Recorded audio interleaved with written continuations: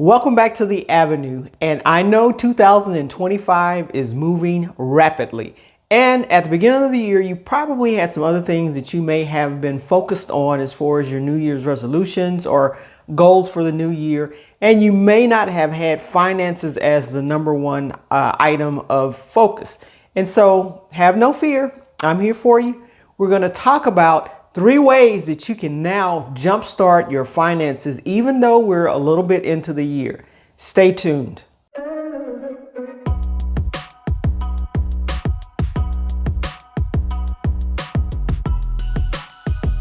Okay, the very first thing I want you to do is to track your finances. That means sitting down for the next 30 days, you guys, and writing down everything that you spend. I don't want you to change any of your routines. If you normally go to Starbucks every day or go out to eat every day, just write down those amounts that you're spending each and every day for the next 30 days or for the next month.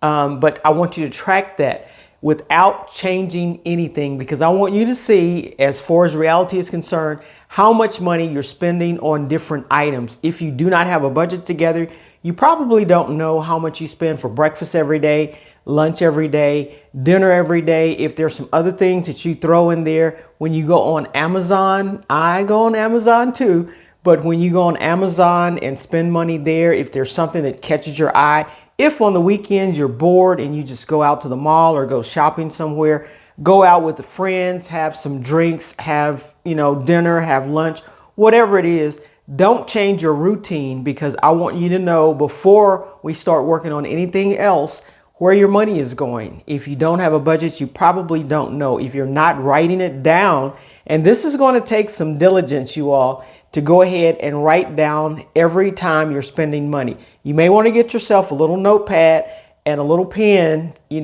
can tell your friends what you're doing, or keep the receipts from everywhere you go and write down, just jot down Monday, this is what I had for breakfast, lunch, dinner. If there were any other expenses in there, this is what I spent. This is what I went to the gas station and spent. Even if you're using a credit card, write down each and everything. And after 30 days, you're going to see a pattern of how you're spending your money, where you're going to spend your money all the time.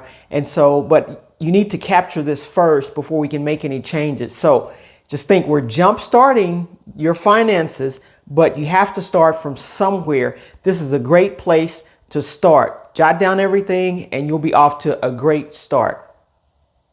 Once the 30 days are gone and over with, you have a ton of information that can help you to move to this step number 2. This is a very critical step that I want you to move to next. And you may have seen some of these challenges online if you've been paying close attention, because people love to do challenges, especially at the beginning of the year. But it is called the 30-day no spend challenge. That's the second step. Once you get all of this information, you can divide it out to the things that you have to spend money on, and then some discretionary spending that you're doing, such as the things you have to spend money on: rent, transportation, gas, food, that type of thing. Those are things. Cell phone is probably one of the things that you have to spend money on. And so once you have that, you write down all of that. The no spend challenge, 30-day no spend challenge, is when you don't spend anything outside of the things you have to spend money on. So all this other discretionary income or spending that you're doing, you cut it out totally for 30 days. What does that look like? It may look like cutting or suspending your gym membership for 30 days. It may look like not going on Amazon for 30 days and shopping on Amazon, because I know if I go on Amazon, I'm going to see something. If I see something, I'm going to go check Amazon to see if they have it on there and how much it costs. So staying out of Amazon, anything that can tempt you. If you go to shoe stores, if you go to clothing stores on a regular basis, or you just get bored and you decide, hey, I'm going to get out of the house and go to the mall, stay away from the mall for 30 days. Stay off of Amazon for 30 days. Stay off of these other places that are very tempting to spend money. Zulu is one of them. That's a place with clothing. There's some Zappos is another thing I use. I stay off of that, and you may need to stay off of the internet, just browsing around on the internet, because we know once the internet knows what you're interested in, it starts showing you those things. They start coming up and you start seeing stuff. And if somebody has a sale on, all of a sudden, now I may need to look at that sale. I may need to go in on that website to see what they have. Resist all of those temptations, especially if you know once you get on there, you're going to buy something, you're going to spend some money. Your credit card is already attached to most of these places. So you don't even have to know your credit card number. All you got to do is put in what you want to buy. They'll charge it up for you and you're on your way. It's being shipped to your house, to the comfort of your home. And it's just easy. It's very, very easy. But we're talking about a 30-day no spend challenge. It is a challenge for a reason, because it's going to be hard. You're going to see some things that you want to spend money on, and that's going to kind of trigger you. But I want you to stay strong, hold on tight for 30 days.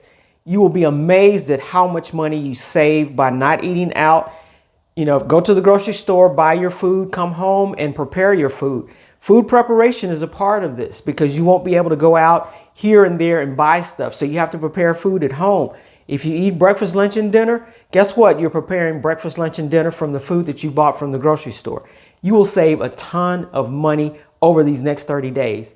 So this is a great start. This will jumpstart your money mindset. This will jumpstart your bank accounts and everything. So stick with me, hang with me on this. I have one more thing to challenge you on, as far as the 3 things to help you jumpstart your money in 2025. I was just thinking to myself, I really don't thank my audience enough. You guys are great. You're making comments, you're coming in, you're asking questions. A lot of questions of me, I'm answering to the best of my ability. But I want to say thank you. And then I want to ask you to hit that like button and that subscribe button so that you can stay up to date on the latest information that I'm bringing to you, as I bring it out to you each and every Tuesday around 8:30 Central Time is when these videos are released. So hang tight, hang with me. Love in the comments. You can ask me what you will. If I can answer it for you, I will. If it's something outside of the realm of what I want to talk on or answer, I'll let you know that too. But you all have been asking me great questions and giving great comments. Some of you all are doing real good on your journey. I appreciate that. Hang in there with me. I enjoy the encouragement and everything. So keep hitting that like button, keep subscribing, and keep making comments. And share the video out. Someone else needs to hear this.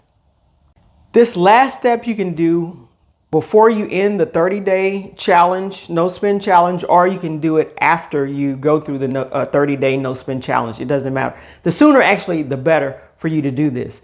And let me just tell you a little story. But what I'm talking about is to either renegotiate or try to negotiate some of these subscriptions that you have. The story that I'm going to share with you is that I bought something. It was a subscription, monthly subscription that I was paying $49 a month for. And it's something that would help me with my YouTube studio. And so this was something that I thought was critical. It did aid me in several ways for the last couple of years. But I got to a point where I'm thinking, do I really need to continue down this road? And so I went into this subscription-based item that I bought, and I was going to cancel it. I said cancel, right? And it gave me all the stats of how it's helped me over the last couple of years and this, and the other. And I'm like, that's great, but $49 a month every month is kind of steep if you really don't need it. And I was at the point when I'm thinking, I can probably do okay without this particular program. So I went on after they said that, and then I got to, they are you sure you want to leave? You're saving this much and all this kind of stuff. And then the last screen that I got to, it said, stay and only pay $19 a month.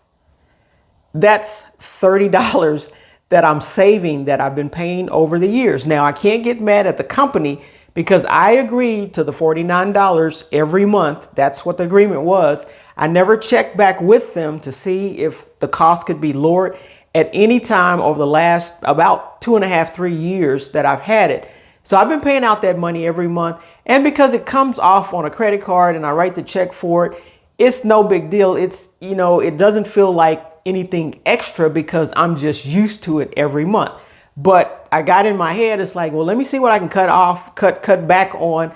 I'm always telling my audience to do this and to do that. Let me see if there's something that I can actually cut back on that I'm maybe not using as much as I potentially could, or maybe I'm not getting the benefit that I did from it at one time. And so it took me down to $19 a month. And I had actually found something else that was not a subscription-based program that I could use. And I bought that. So I'm switching over to that to help me with my YouTube analytics and stuff. But I didn't 100% let go of the other. I'm going to pay the $19 one more month to get used to this new program, to see if, you know, I really want to use it. But since I bought it, paid in full for it, I'm going to use the new program. But this just taught me a lesson, you all.